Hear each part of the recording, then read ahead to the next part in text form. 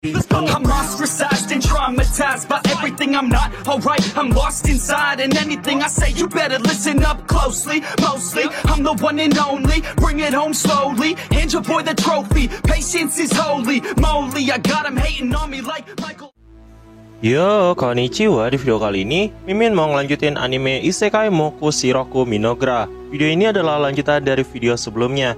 Jadi buat teman-teman yang belum nonton video sebelumnya, Mimin saranin buat nonton dulu supaya kalian tuh nggak kebingungan sama alur ceritanya. Tapi buat kalian semua yang mau Mimin lebih rajin uploadnya, jangan lupa tinggalin subscribe, like, dan komentar sebagai bentuk apresiasi dari kalian. Karena semakin rame interaksi dalam video ini, udah pasti bakalan bikin Mimin jadi semakin rajin upload juga. Jadi jangan lupa komentar meskipun itu cuma emoticon. Ya udah nggak usah lama-lama, langsung aja yuk gas videonya. Beberapa saat setelah kejadian sebelumnya, Shin kemudian kembali berpindah menampilkan sosok lelaki misterius sebelumnya yang saat itu merasa kesal kenapa semua wanita yang ditemuinya malah merupakan orang yang sangat menyeramkan. Apalagi setelah kejadian sebelumnya ketika dirinya bertemu dengan Karya dan juga Maria. Namun tiba-tiba di tengah rasa frustasinya itu, datanglah seorang wanita yang sangat cantik. Wanita itu langsung terang-terangan mengatakan kepada pria misterius ini bahwa dia akan selalu menemani perjalanannya dan mengatakan bahwa orang itu adalah masternya. Beberapa saat setelah kejadian itu, tiba-tiba seekor monster raksasa pun muncul di belakang sosok misterius ini yang membuat wanita itu pun menjadi panik dan mengatakan, "Awas master, di belakangmu ada monster." Tetapi pria itu dengan santainya mengungkapkan bahwa tidak menjadi masalah. Tiba-tiba, belum lagi pria itu menarik pedangnya. Anehnya monster yang ada di belakangnya saat itu juga langsung hancur berkeping-keping. Entah apa yang sebenarnya udah terjadi sebelumnya, nggak ada yang bisa menyaksikannya. Yang bisa kita lihat saat ini, monster itu telah hancur bahkan sebelum pria itu menarik pedangnya. Melihat semua kejadian ini, wanita itu pun langsung memuji masternya dan mengungkapkan bahwa dia adalah pria yang sangat hebat. Sedangkan pria itu mengungkapin kalau itu udah pasti karena dia memiliki kemampuan yang sangat curang. Jika kita melihat alurnya baik-baik, sepertinya dirinya mengalami kasus yang sama seperti Takuto dan dipanggil ke dunia ini secara misterius. Pria itu pun ngungkapin sama sang wanita bahwa dia akan memberikan yang terbaik ke depannya. Yang membuat wanita itu pun ngungkapin, "Tentu saja, aku akan mempersembahkan segalanya kepada satu-satunya masterku." Shin kemudian berpindah ke Minogra. Kita kemudian diperlihatkan Takuto yang saat ini telah berkumpul dan menyaksikan beberapa prajurit yang saat itu telah berlatih. Dia juga memiliki prajurit mayat hidup. Tidak hanya sampai di sini saja, kemampuan dari Karya juga telah meningkat pesat, apalagi tepat setelah kejadian sebelumnya di mana mereka menyerap inti dari hero Isla.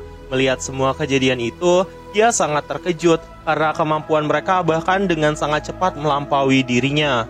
Dia yang pengen menjadi orang yang lebih overpower makin merasa frustasi karena dia tidak bisa berbuat apa-apa.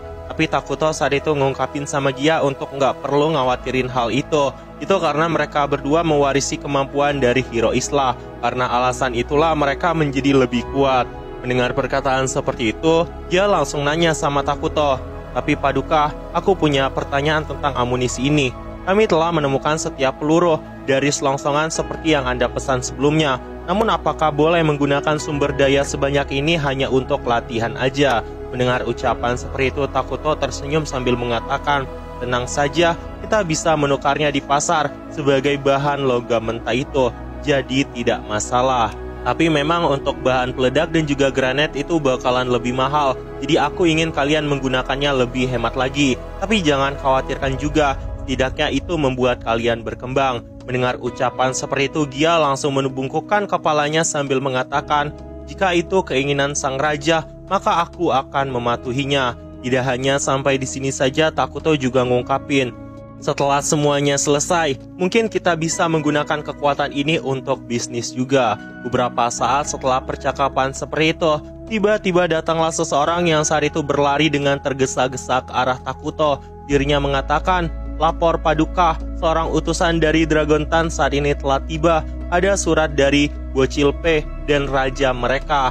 Mendengar ucapan seperti itu, Takuto pun mengatakan, "Tepat waktu, kalau begitu segera kumpulkan semua orang." Dan beberapa saat setelah kejadian itu, kita kemudian diperlihatkan orang-orang dari kelompok Takuto yang benar-benar terkejut mengetahui isi dari utusan mereka. Ternyata para Dragontan ingin menyerahkan wilayah mereka kepada sosok Minogra. Ini adalah sesuatu yang sangat mengejutkan. Bahkan Atau saat itu ngungkapin, kita tidak menyebutkan apapun. Tapi kenapa mereka tiba-tiba melakukan hal seperti ini? Tapi betapa ramahnya seseorang, kemungkinan akan ada jebakan yang telah mereka siapkan.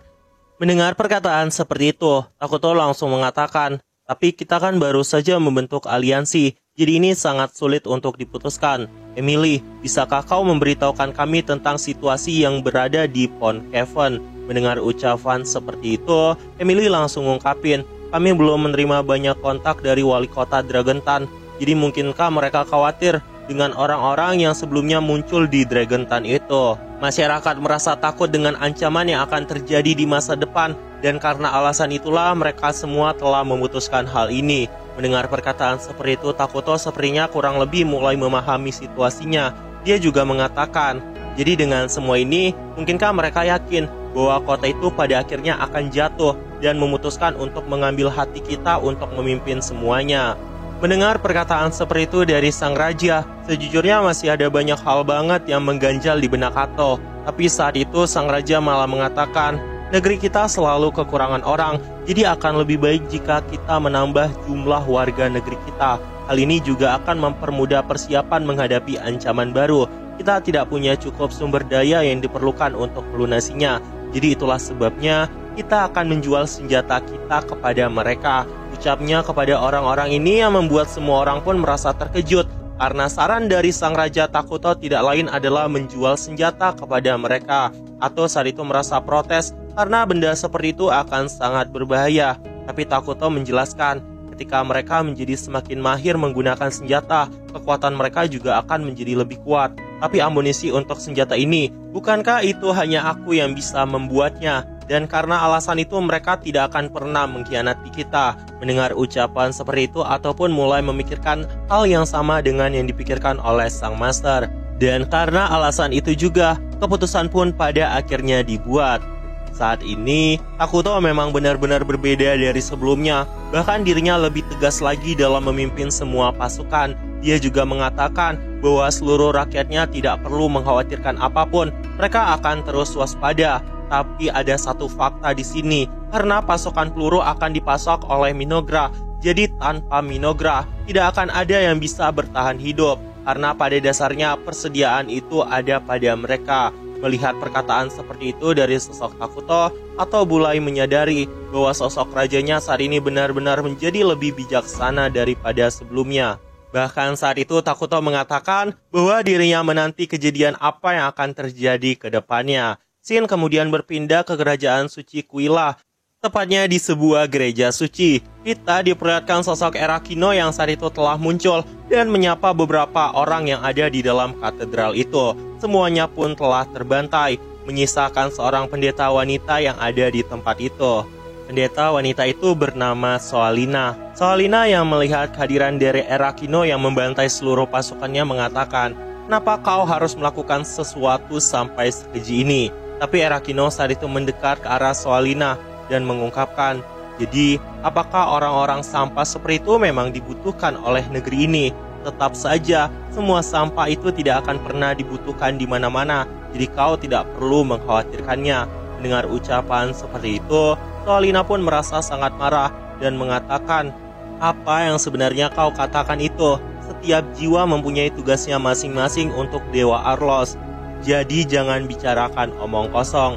Mendengar perkataan seperti itu dari Soalina, entah apa yang terjadi, tiba-tiba Erakino meminta jawaban kepada Soalina yang membuat Soalina jadi nggak bisa memiliki pilihan lain selain menjawabnya.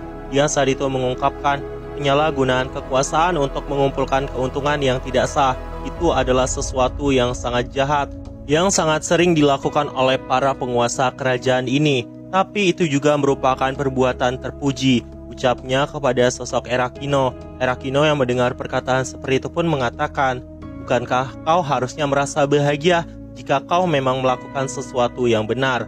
Dan karena alasan itu, Soalina langsung menanyakan tujuan dari Erakino. Dan Erakino langsung menegaskan tujuannya. Dia menginginkan negeri yang indah, tempat di mana seorang pun tidak akan menderita atau bersedih. sebuah negeri di mana seorang hidup dalam kebahagiaan, tidak ada penindasan pada yang lemah, dan tidak ada penyalahgunaan kekuatan. Mendengar perkataan seperti itu dari Erakino, Soalina pun menganggap bahwa Erakino adalah orang yang gila karena tujuan seperti itu tidak akan pernah tercapai. Tempat di mana semua orang bahagia itu hanyalah omong kosong yang diucapkan oleh seseorang. Tapi Erakino saat itu menawarkan sesuatu.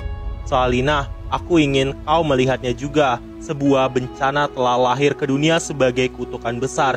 Kita akan mengalahkannya bersama-sama dan menciptakan perdamaian yang kita inginkan, ucapnya sambil bernegosiasi dengan Soalina. Tidak hanya sampai di sini saja, saking seriusnya Erakino saat itu dia menegaskan kepada Soalina, dia akan berjanji untuk tidak akan ada lagi pembunuhan yang sadis. Dan karena alasan itu sepertinya mereka berhasil membentuk aliansi. Shin kemudian berpindah kembali menampilkan tempat Takuto. Kita diperlihatkan Takuto yang saat ini sedang bersama dengan rekan-rekannya, dan mereka juga mulai bisa menggunakan emas dari sistem RPG yang sebelumnya didapatkan oleh sosok Ato.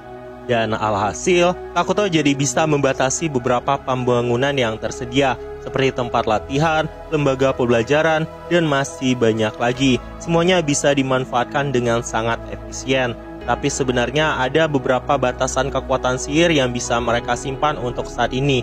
Dan karena alasan itu, mereka juga harus berhenti untuk menukar emas sementara waktu. Shin kemudian berpindah ke tempat pelatihan. Kita diperlihatkan Takuto yang saat itu mampir untuk melihat pelatihan dari pasukannya, sambil membawa seekor hewan raksasa yang ternyata merupakan evolusi dari serangga berkaki panjang sebelumnya. Dia telah berevolusi menjadi sosok yang lebih kuat. Saat itu, Takuto langsung mengatakan kepada sosok Gia, bisakah kau melanjutkan kemajuan apa yang telah kalian dapatkan? Dan beberapa saat setelah kejadian itu, dia langsung memerintahkan seluruh pasukan untuk kembali berlatih. Dan seluruh pasukan saat itu langsung mematuhinya. Dari kejadian ini kita diperlihatkan pelatihan tembakan yang dilakukan oleh Gia, di mana dia menggunakan sebuah senapan yang merupakan persediaan dari Minogra. Melihat semua tembakan dari Gia yang tidak tepat sasaran itu, Takuto mengatakan bahwa sebenarnya itu cukup bagus, tapi mereka masih belum bisa melakukan tepat sasaran, jadi harus berlatih lebih giat lagi. Shin kemudian berpindah ke tempat Soalina. Kita diperlihatkan Soalina yang saat ini sedang berada di kantornya, yang merasa frustasi melihat para bangsawan yang terus melakukan penindasan terhadap rakyat lemah, dan masih banyak lagi dokumen-dokumen tentang kekerasan. Beberapa saat setelah kejadian itu, datanglah seorang kapten paladin dari provinsi selatan. Dia bernama Vizor. Vizor juga telah melakukan beberapa penyelidikan seperti yang diperintahkan oleh Soalina, dan semuanya pada akhirnya berjalan dengan sangat lancar. Dan beberapa saat setelah kejadian itu, Soalina juga langsung menjelaskan kepada Vizor bahwa dewa bermaksud agar mereka menjadi sebuah utusan dari cahaya, dan karena alasan itu dia harus memperbaiki semua yang ada di negeri ini. Dia juga membutuhkan bantuan dari Vizor untuk melaksanakan semua itu. Bahkan mereka juga mulai mendapat desas-desus ada seseorang yang berani menggunakan namanya untuk melakukan tindak kejahatan. Dan karena alasan itu dia memerintahkan Vizor untuk menghabisi orang itu jika seandainya dirinya mengetahuinya. Vizor saat itu langsung mematuhinya sambil mengatakan, kami akan melakukan yang terbaik untuk menghadapi tekad Anda. Hanya saja ada satu pertanyaan lagi mengenai laporan kami di cabang pusat. Akankah kami terus menjaga keheningan di radio juga? Mendengar ucapan seperti itu, Soalina langsung mengungkapkan, tidak menjadi masalah jika cabang pusat seandainya terlibat. Mereka hanya akan menjadi bahan bakar ke dalam api itu. Jadi kita juga harus menyelesaikan semuanya. Tiba-tiba dari arah sampingnya muncullah sosok Erakino di tempat itu. Erakino saat itu langsung mengatakan kepada Vizor, astaga, sepertinya semuanya sudah habis. Kau hanya perlu percaya kepada Erakino. Biarkan aku menyelesaikan segalanya. Tapi Komandan Vizor saat itu mengatakan kepada Erakino bahwa dia masih bisa melakukan tugasnya. Namun karena Erakino melihat wajahnya yang saat itu sepertinya udah sangat kelelahan, jadi dia meminta Vizor untuk segera beristirahat aja. Dan karena alasan itu, mau nggak mau dia pada akhirnya hanya bisa mengikuti apa yang dikatakan oleh mereka dan berniat untuk mengambil dokumen-dokumen yang diperlukan. Beberapa saat setelah perginya Vizor, Erakino saat ini sedang bersama dengan Soalina. Soalina menanyakan kepada Erakino apakah Erakino berhasil mencuci kepalanya lagi. Mendengar ucapan seperti itu, Erakino pun menjelaskan, bahwa jika seandainya semuanya berjalan lancar, maka semua orang jahat di area ini pasti akan menghilang. Kita semakin dekat dalam menciptakan tujuan kita. Tidak akan ada lagi kemalangan di dunia ini. Beberapa saat setelah kejadian itu, kita diperhatikan seorang pendeta lain yang tiba-tiba sampai. Orang itu adalah Vene. Melihat kehadiran Vene di tempat ini, pada awalnya Soalina menganggap bahwa Erakino telah melakukan sesuatu kepada sosok Vene juga yang membuat dirinya sangat panik. Jadi karena alasan itu dirinya menanyakan kepada Vene, "Maafkan aku tidak ingin bersikap kasar, tapi apakah Erakino telah melakukan sesuatu kepadamu juga, Vene?" Vene yang mendengar ucapan seperti itu ngungkapin, "Tentu saja tidak. Itu adalah hal yang aneh yang kau tanyakan. Apa kau pikir otakku juga telah dicuci oleh bocah ini? Apa yang ada di pikiranmu itu? Bahwa Sens yang berkerudung membuat kesepakatan dengan penyihir gelap seperti dirinya. Itu adalah sesuatu yang sangat meresahkan. Dewa tidak akan menyetujui imajinasi seperti itu. Kau harus melupakan gagasan kedamaianmu itu. Kemarilah Soalina, kita akan selamatkan orang-orang bersama. Kami akan menggantikan dewa dalam menyelamatkan semua orang." Scene kemudian berpindah ke Front Cavern, tepatnya di Dragontan. Kita diperlihatkan sosok Antelise yang saat itu mulai menceritakan semuanya tentang kejadian-kejadian sebelumnya yang mereka alami. Dan saat itu, pasukan dari Takuto telah tiba. Dengan Takuto yang saat itu juga memasuki tempat itu, Antelise meminta seluruh pasukan untuk memberikan rasa hormat kepada mereka semua. Karena ini adalah pertama kalinya dirinya melihat sosok Takuto. Tentu saja dia merasakan energi kegelapan yang sangat menyeramkan. Bahkan dengan hawa keberadaan Takuto aja, seluruh orang yang ada di tempat itu langsung gemetar ketakutan. Itu saking kuatnya aura yang dimiliki oleh Takuto. Melihat sang raja dari Minogra yang saat ini telah muncul, bahkan Antelise tidak bisa mengungkapkan satu kata pun.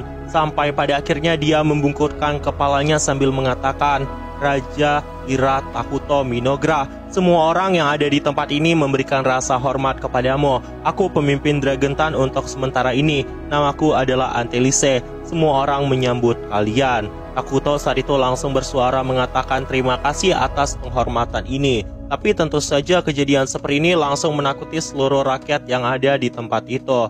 Scene kemudian berpindah, menampilkan bocil P yang saat ini sedang bersama dengan Takuto di ruangan rapatnya. Mereka sangat senang karena Takuto mau datang ke tempat ini secara pribadi. Takuto saat itu juga mengatakan hal yang sama karena nggak keberatan untuk membantu temannya. Mereka pun saat itu saling berbicara satu sama lain.